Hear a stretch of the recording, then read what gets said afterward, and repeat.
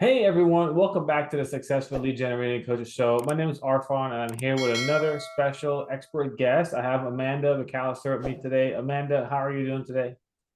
I'm great, Arfan. Thanks for having me. I'm really excited about being on your show today. Awesome, awesome. I'm looking forward to as well. We were just chatting for a little bit behind the before starting the show, and it's one of those things where sometimes I wish I could just start recording in the banter because we got a lot of good stuff. Almost every single guest that comes on, we chat for about 10, 15 minutes before just to kind of chat, whether we're friends or one of our very, very first time meeting. And I'm excited to have you here because Amanda is a operational efficiency consultant. She has a great background and helping a just a wide variety of businesses, local based, online digital market agencies like myself, and working with just those in the online capacity for doing remote type, creating like a remote system, a remote operation, which I know a lot of you are doing, whether you know it or not. That's what you're doing. You're potentially creating a remote operation, and there are some really cool things that you need to know that often gets missed. And we're going to be diving a lot into that. We're going to dive into some really cool things, which is auditing your time and energy, really understanding how to build trust with your team, and the one that a lot of us probably often miss is how to really stop. Think about stop micromanaging. Something that can creep up on the best of us with the best intentions. We can micromanage ourselves and our team to death, and we don't want that. So Amanda's going to share expertise. You ready? Ready to dive in? Absolutely. Yeah. All right, awesome, awesome, awesome. So, before we do that, I want you, we've talked about it, but I want you to tell everyone just a little bit about your journey into operational efficiency, into consulting, and what inspired you to start helping business owners to really learn how to delegate and thrive. So I think like most consultants, I kind of fell into the role. I spent about 16 years in the classroom teaching high school and college age students. And I fell into an operational capacity in the schools where I was teaching, where Mm, principals were coming to me and asking me to build systems for managing high achieving students. These often manifested in leadership academies or special technical training academies for students. And there is one very unique set of cats to try to keep under control, and that's teenagers. mm. And I found that I was just extremely good at building systems and infrastructures in organizations that allowed the people working in the organization to shine very brightly and accomplish personal goals that still aligned with the vision of the organization. Um, that led to starting a nonprofit organization that I started with a group of teenagers. Oh And wow. that nonprofit organization grew to existing from just the one little high school into 13 different schools and seven Whoa. different districts. I was the only person who was an adult in that organization. So Oh that wow. was a remote team of unpaid volunteer high school students who were just really excited about what they were doing. And it was the operational procedures and work that we were doing that allowed them to do that kind of work. That's So fast awesome. forward several years, and I landed in a small local government in their library system. And I was talking to the city manager, and they didn't have an evaluation system for their employees in the city government. So I was helping them Hmm. build an evaluation system. And when you start peeling back the layers of operational systems like evaluation systems, you very quickly realize that the whole puzzle needs to be addressed because they had several systemic issues. They had hiring issues, they had communications issues, they Hmm. had crisis management plan issues of not really knowing how to communicate in emergency situations with their employees or even their subcontractors and citizens in the government. Um, so I worked with that local government and got them back on the rails. And then I was off to some nonprofit organizations, and I've worked with digital marketing firms, just a whole bunch of different sectors of how we take people who are all over the place, not Hmm. necessarily grounded in a single office, and get them all pulling in the same direction and feeling like they contribute to the mission of the organization. That's awesome, and it's such important work. It is really truly such important work, And those of you listen who have a team and you're like, yeah, that's kind of that's where I want to be, or you have a vision for where you want to be. Our talk today is going to be really great. We're really going to talk about like how you can really, the purpose is what we're going to talk about, but it's really just really learning how you can stop wearing all the hats and really. Man's going to break down these 3 steps for us for how you can really just start to learn how to delegate and thrive. I want to ask you before we dive into that, what are some signs that someone could look for that they're wearing too much, they're wearing too many hats, and how can they, and like how do you feel that also impacts the growth of the business when they're doing that? Yeah. Well, Arfan, these days I find I'm working mostly with married business owners, particularly Mm, women. mm-hmm, And women are very good at figuring things out and wearing lots of hats. And it usually, there's a book, Animal Farm, and there's a character in Animal Farm, and this character's call every time something happens, every time something goes awry, is I will work harder, I will work harder, I will work harder. And I think business owners in particular embrace and embody that kind of thinking. That's how they got to mm, own a business, is just constantly saying, I will work harder, I will work harder, I will work harder, I'll figure it out, I'll figure it out, I'll figure it out. But you get to a point where you can't work any harder. There's not any more hours in the day. You don't have any yeah, more mental energy, yeah, and things start falling in on you. You're missing events at your kid's school. You're not making parent teacher conferences. You mm, get, you close your door from working in your business and you go downstairs or you commute home and you're not enjoying dinner with your husband. You're not able to turn off your screen or walk away from your business on the weekends. Forget taking a vacation. Your mm, business just consumes your life. And it's kind of the adage of you you work in your business 8 hours a day. It has a huge impact on your mental health. mm-hmm, So it's if true. your entire day is wrapped around putting out fires, not meeting client expectations, constantly chasing leads that you really can't close because you're not prepared to go in on those sales calls, you're not prepared to have those conversations, you're not able to do revenue generating activities in your business because you're Mm-hmm, always chasing the next social media post or checking the next email or trying to put out the fire from the meeting that you missed because you forgot to put it on your calendar, you probably have an operations issue. mm, You likely have a team issue, whether that's you don't have enough people on your team, or your team isn't trained to do the things that you need to do, or you have a trust issue and you don't believe your team can do it. So all of those are operational issues that I help business owners fix so that they can get their time back. They can take a vacation from their business. They can spend time with their spouse. They can be mm-hmm, involved in their children's upbringing. The reasons that you have a business to begin with, you have a business to have a great exactly. quality of life and be able to be present with your family and your friends. And when your business has stepped over that line, it's time to pull back and take a look at what you're doing. Yeah, and I'm glad you mentioned that because a lot of these things, sometimes we're going through it, we don't even realize it. In our own business, it was around 2019 where that exact same thing started happening, just kind of creeped up on us. And I partner with my spouse, and thankfully she's a great operational genius. And she saw it when it was happening, and well, it took us a bit to get everything in structure, but we went from both working 60, 70 hours to then being able to actually do what you said, be able to take a vacation. We were able to take 3 weeks off. We went to Italy. We went around Italy, and it was amazing. But it took Yeah, it that's took awesome. really putting a big focus into operations. That's one reason I'm so excited to have you on here. So, um, Congratulations on taking that step too. That is such a big and important step in your relationship and your marriage to be able to do that and prioritize your family in that way. So congratulations, kudos on that. Great work. Awesome. Thank you. Thank you. Thank you.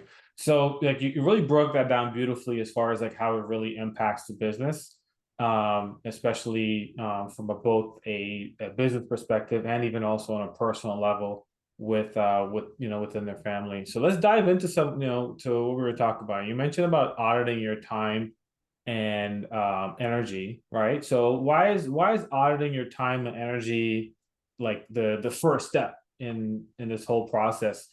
uh why is that the first step? Well, I think you really hit the nail on the head when you said work started creeping up on you and your wife. I think that when you're passionate about your job, and most business owners are very passionate about the service or the product that they're offering, they're very excited. That's why they went down that road, anyways. And this passion Mm, project starts to consume your whole life without you realizing it. All of a sudden, you're finishing breakfast on Saturday morning and running to go check on emails on your phone. And I think the smartphone devices really make it so much easier for work to start creeping over into your personal life. And before you mm, realize it, you are working 60, 70, 80 hours a week on your business, and you don't, it yeah. manifests in all those missed opportunities and all those arguments with your spouse and the missed time with your kids. And you just think, it's supposed to be like that. You think, okay, I'm a business owner. It's supposed to be like this. It's supposed to be hard. I just have to work harder. I just have to push through it until you really sit down and look at your time.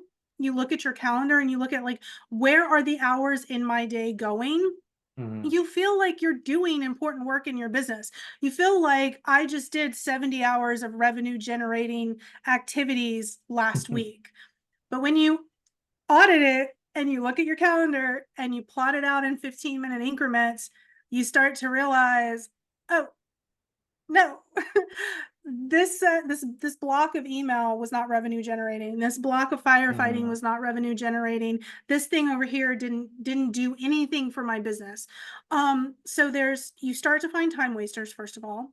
mm, Secondly, you find energy drainers, things that mm, just suck all the life out of you. So, you start to realize you come back from lunch and the first thing you do, because it's easy, is open up your email. And then 2 hours later, your afternoon is gone and you have no energy to do anything else because you've just been responding to everybody else's emergency all day long. mm. It's totally drained. And you're mentally drained, your heart's not in it. And then you're just pacing the clock to when you leave, and you're not getting any work done that's quality work. So that Yeah. audit allows you to target, number one, the things that you need to delegate, Mm, and number two, the things that you just need to cut out of your day entirely, because there are a lot of things we do as business owners that don't contribute to our business in any way, shape, or form. We don't need to do it as the business owner, and our team doesn't need to do it either. One of the things that we were talking about was my business is wanting to get onto TikTok, and I fought it really hard because I thought it was just going to be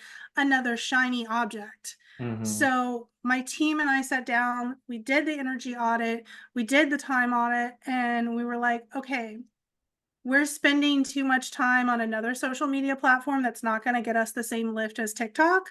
So we mm, do need TikTok, but nobody in our team had that time in their audit.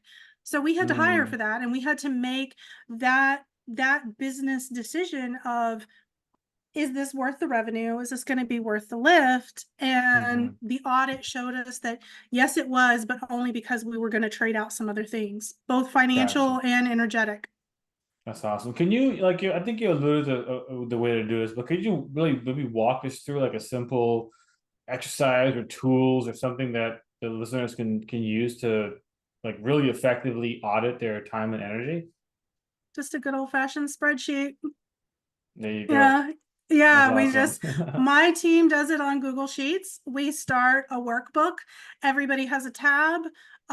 We have a template that's already generated. It's broken down into 15-minute segments, depending on Hmm. how deep we want to go. Sometimes we just do like half-hour blocks.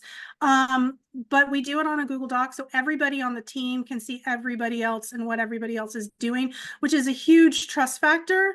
My Hmm. dad always taught me growing up, don't ever ask anybody to do anything you're not willing to do yourself.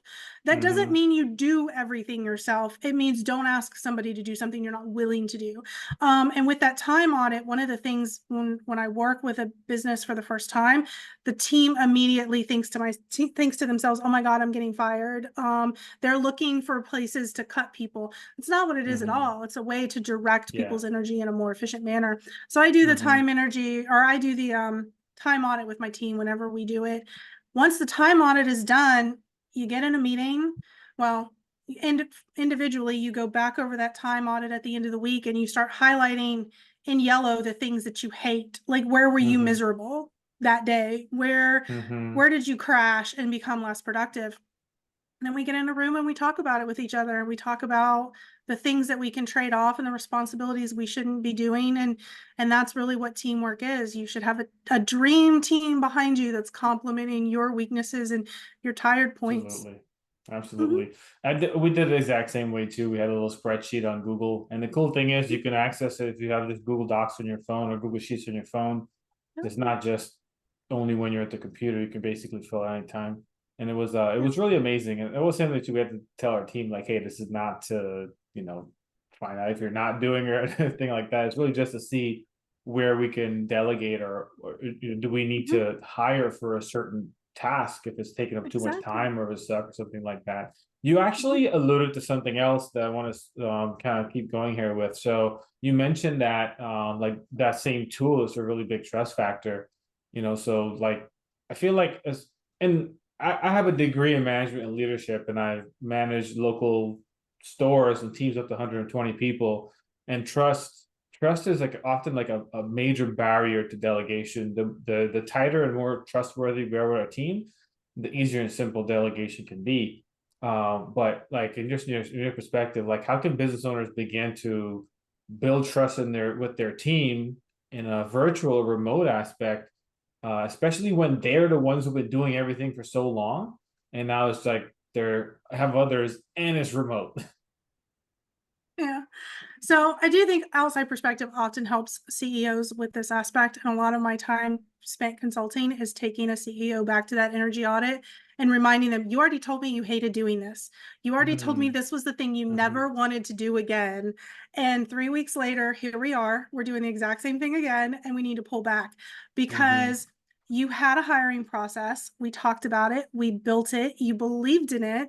You interviewed a candidate and you were really excited the day you hired this person, and now you're frustrated with them. So let's get back and let's Mm. talk about the things that we're doing to support them.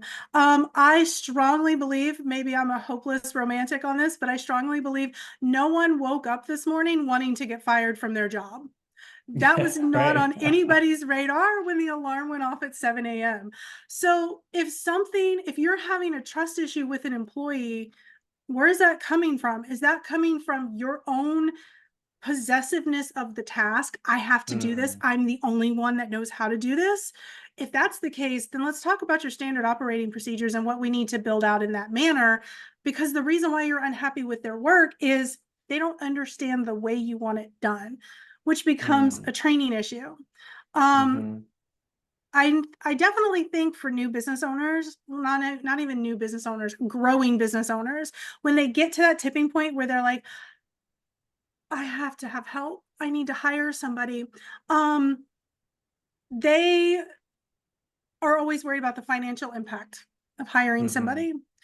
Um, a very well adopted leadership principle is you can pay for top talent or you can train top talent. If you are hiring and paying top talent that cost you top dollar, they're Mm-hmm. going Yeah. to leave you for the next highest paycheck every single day of the week. The next highest offer comes in, they're out the door. Yeah, they're So gone. you're going to have to keep finding those people at higher and higher dollar figures.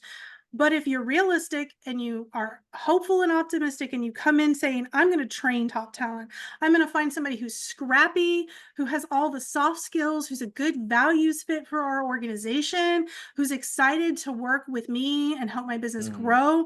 And then you're going to take the time to train them. They're going to be loyal to you every single time. And you're going to be able to trust them because you trusted the process you built along the way.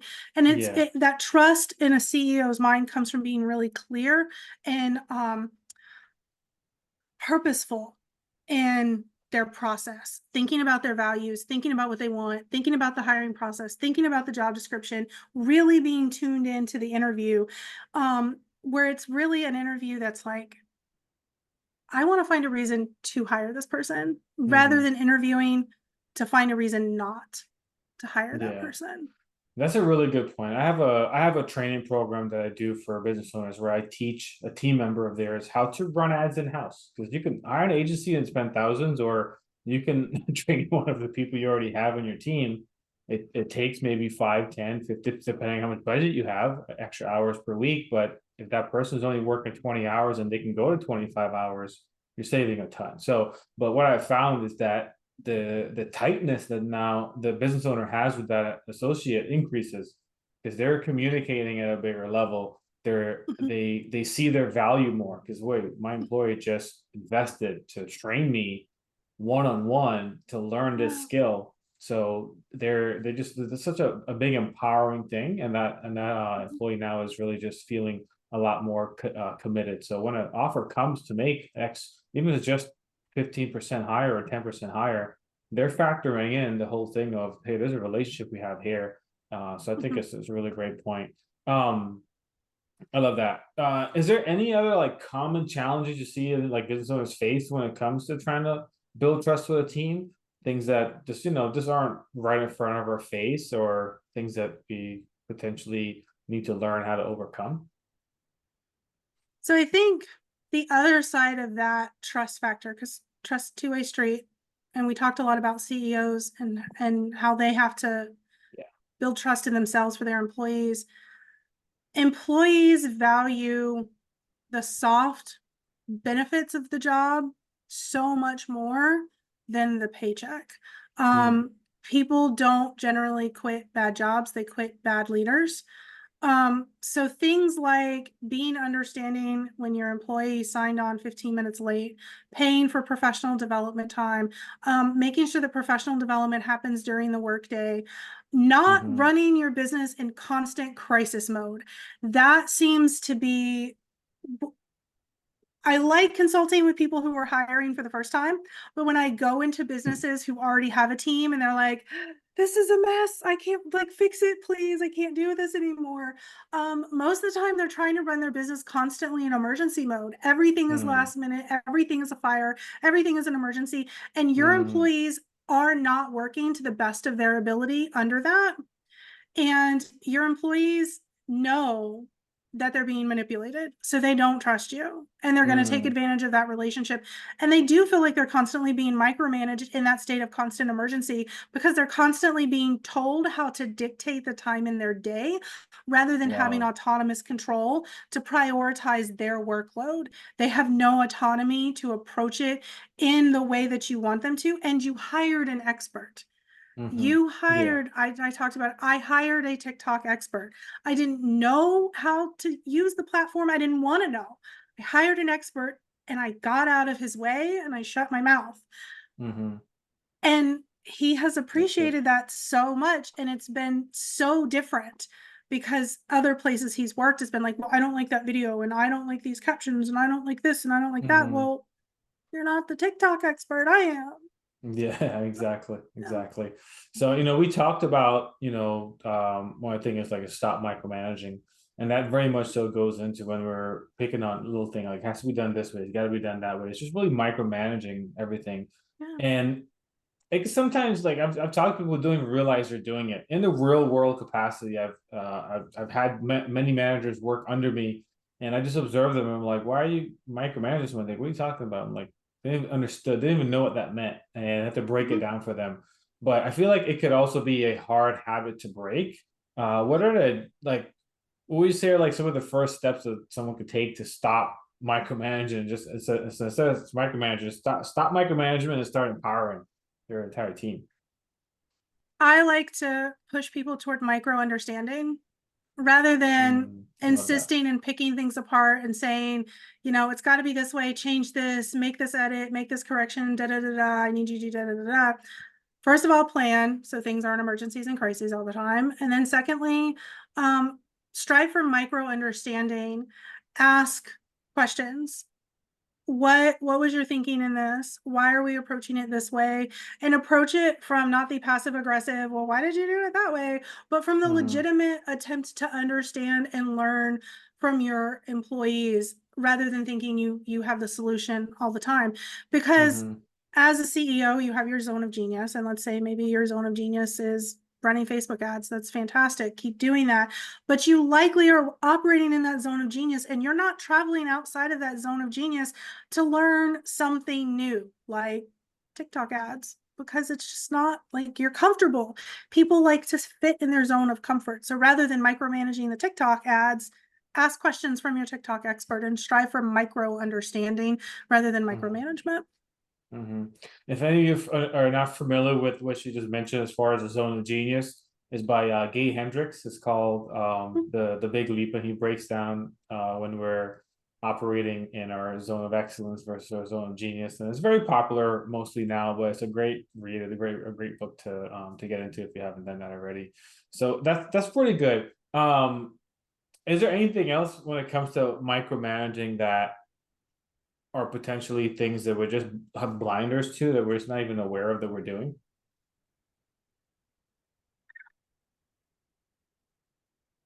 I think it's very easy as a business owner to constantly have your eyes on your P&Ls, which you should. You should Mm, definitely be aware of your revenue and your cash flow. But if your financial situation is driving you to a point of anxiety, mm, that point of anxiety is affecting your team because it's affecting your decisions. It's affecting the pressure that you put on your team. And there is a difference between high expectations and unnecessary pressure. High expectations are clearly communicated. You talk to people and you say, these are our goals and objectives. And along the way of accomplishing the goals and objectives, you're communicating with your team and you're telling them, here's how we are doing mm, in the progression of meeting those goals, and here's how you're contributing to that. Those are expectations. Have high expectations. Please challenge your team. They will appreciate it every single day they come to work because they are learning and they are growing. The mm, flip side of that is having, unreasonable expectations and losing focus and dumping things on your team in a crisis state that's not their responsibility because you have anxiety about your business. You mm, are constantly worried about meeting client expectations. You are worried about losing clients. You are starting to displace blame because we're humans and that's what we want to do. We don't ever want to think that we're at fault for anything.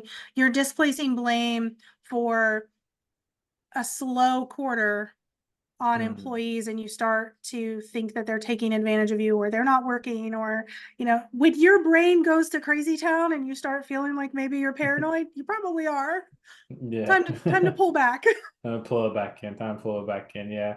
So for for anyone that's listening right now, and we all have different personalities, right? So sometimes it's not necessarily even like there's anxiety, but it's there's just someone just feels like they have a little bit of an overwhelming feeling of the idea of letting something go, like letting go, like doing this one thing because it's always been their zone of excellence and they've always been really good at doing it. They feel they do it better, like really good. They're comfortable.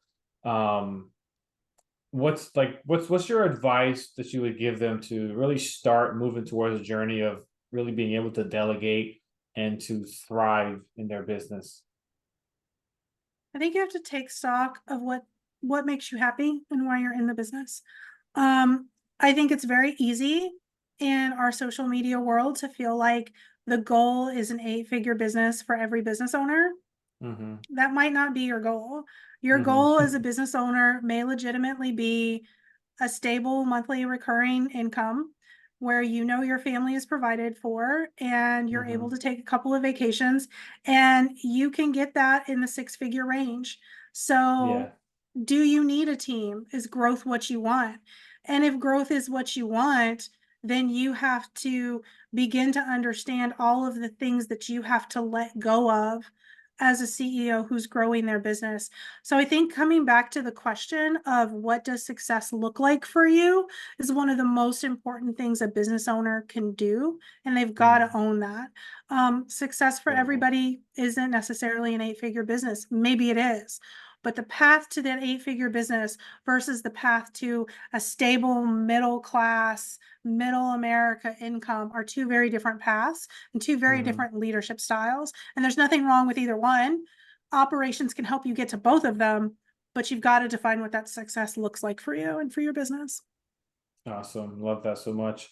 Awesome. I've appreciated our conversation. It's very enlightening. It's something that a lot of business owners need to have.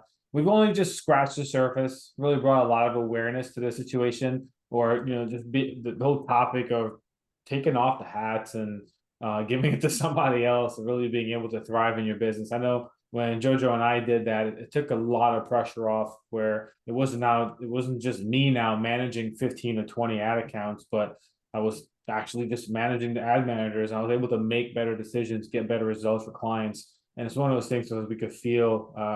Amanda mentioned briefly that you could sometimes feel that when you start hiring, your business may lose traction, or you may not be making as much revenue. And the opposite is often true, where you start making more because you're actually able to Mhm. now focus on those revenue generating activities, the things that actually move the needle when it comes to generating leads that you can close. So if rewind this episode, listen to the second time, and I'm going to toss it back over to Amanda, because earlier she mentioned she has a really special offer just for our audience. And I also would love for you to share how people could just connect with you on social, things like that, just to be able to follow you. Yeah. So I'm easiest to find on my website, Amanda-McCallister.com. I'm sure Arfan, you'll put that in show notes. I'll So drop it all in the show notes. Yeah. yeah, I won't bother spelling that out for anybody. I'm on Instagram at Amanda McCallister Consultant. Um, but if people are looking to get into my world and work on their operations, I would love to do that time and energy audit with your audience, Arfan. I'll do it for your audience for free. Their discount code will just be Arfan24.